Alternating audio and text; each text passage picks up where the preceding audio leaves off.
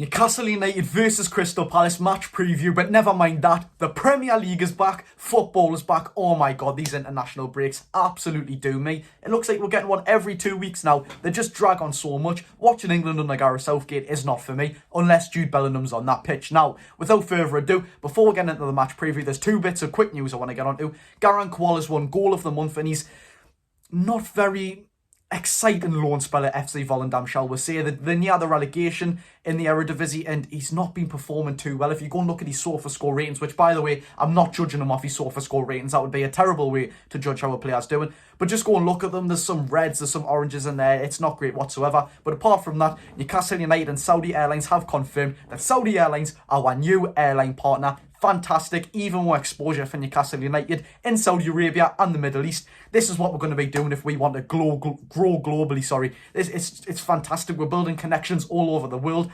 And I've seen something that we've signed a deal with some sort of trading company in Asia, I do believe. I mean, yet again, fantastic, growing globally yet again. But it's Newcastle United versus Crystal Palace, 8th v 9th. And I'm just going to say straight off the bat, this is a game which is going to be the hardest ever playing Crystal Palace, right?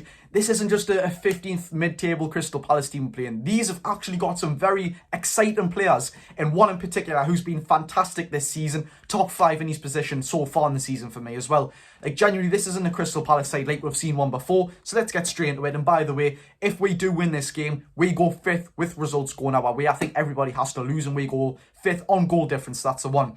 Crystal Palace this season won 3 games, drew 3 games, and lost 2, losing 1 less than us, actually. They have played some half-decent teams as well. I'm pretty sure they lost to Aston Villa, and I can't remember the other one. Or it might have been West Ham. It was one claret and blue team. But in them 3 wins that Crystal Palace had, one of them was away at Old Trafford. Of course, we've got that fixture coming up in the EFL Cup soon. 3 clean sheets in the last 3 for Crystal Palace. Yet again, this team is being transformed, and hats off to Roy Hodgson. I know he's an elite manager.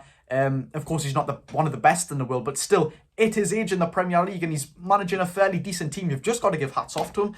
Like, seriously, and consistent player performances is a very big thing for Crystal Palace. Anderson, who I really wanted to talk about. Oh my god, Joachim Anderson, however you pronounce it. This man has been on Newcastle United's radar before, and why not? A very fantastic ball-playing defender, always pops up with a header, and he's so great defensively as well. His ratings this season have been fantastic. Like, there was one, I forgot what the performance was, I think it was against Sheffield United. He was absolutely outstanding. Like, seriously, this man is a brick at the back, and he's partnered by one of the best and up-and-coming centre-backs in the league, in Mark Guehi. He, of course, making appearances for England as well. Like, Crystal Palace are not a team to be joking with anymore. No, they're not going to go and push on for league titles or anything. But seriously, these are, as any Premier League game is, going to be a very, very hard game. 8 matches, 7 goals scored and 7 goals conceded. Don't score too many goals, but concede quite a fair few. But this is so different. Like, genuinely, Crystal Palace are going to be a very, very hard team to play against. And one man, if he was going to cause us problems, it would be a Berriese, a lightning quick player who can fathom an attack out of anything. His decision making and playmaking is fantastic as well. Not even mention Mikel Olise. Wow, what a player he is. One thing that does worry me though, and what could potentially happen in this game, is another 0-0 draw. At the start of the season, we should have won that game due to having a penalty. I think it was Tyreek Mitchell that just pushed Joe Willock over. God only knows how that wasn't a penalty. That game ended 0-0 at St James's Park. We then got them in the Cup. That ended 0-0 at St James's Park. We did go on to beat them in pens. Of course, we got the Wembley that season. And then we went to Selhurst Park. 0-0 again. We absolutely battered them that game, though, I do remember. This is becoming a little bit of a bogey team for Newcastle United. I do want to say that. They sit off very well. They are very well defensively, Crystal Palace. I mean, yet again, that centre-back duo of Guehi and Anderson is fantastic. But on to Newcastle United, we've quickly covered Crystal Palace. There's not too much to cover about them. That is all you need to know. 17 goals in the last 5 games for Newcastle United. An average of 3.4 goals per game. That is unbelievable. That is phenomenal, right? We're definitely scoring goals against Crystal Palace. It's not going to be a 0-0 draw. I am very confident that we can get something from this game, and very confident that we can win this game. Never mind get something. But 100% we'll put a couple in the back of the net. I'm going for over 1, of course. I do believe we'll score over 1 yet again. 3.4 goals in the last 5 games. 17 goals in the last 5 games, sorry, an average of 3.4, including PSG in Man City as well. It's fantastic. Anyways, one thing which I do like about the international break, I know it's a very touchy subject because we don't all like it. But one thing which I do like about the international break is that players who haven't been injured can finally recover, because we've been absolutely pelted with games, AFL Cup, Champions League, Premier League.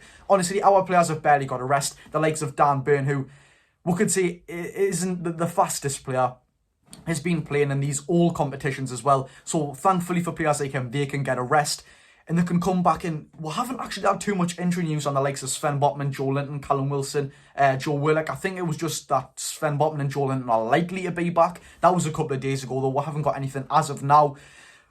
But yes, it's a very good time for these players to come back, you know, recover and get back into the string of things and hopefully pick up a 3 points against Palace. One thing that does excite me though, the Premier League's back, football's back, St James's Park's back, Newcastle United's back, but guess who else is back? Mr. Anthony Gordon, who we undoubtedly missed against West Ham. Oh my God, what a player this man is. Still our best player this season so far.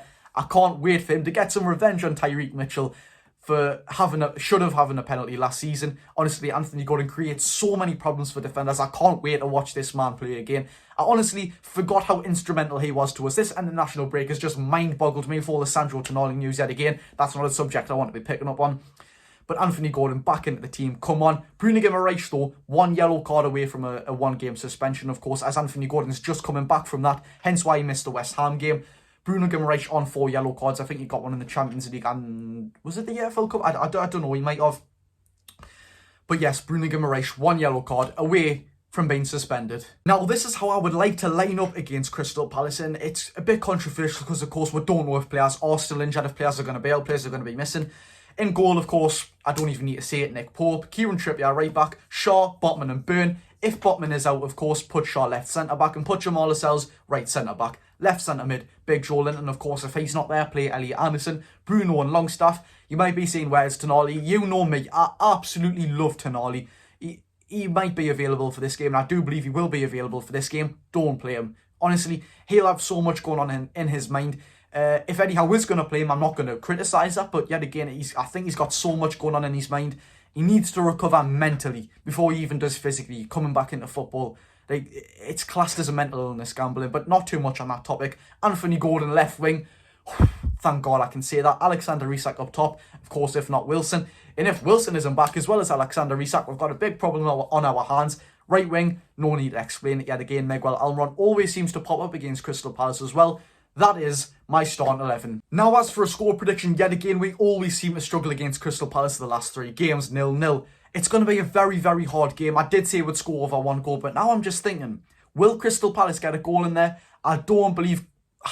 Every time I say it, I seem to be wrong. Last season, I was phenomenal with these. This season, I'm a very, very bad luck charm.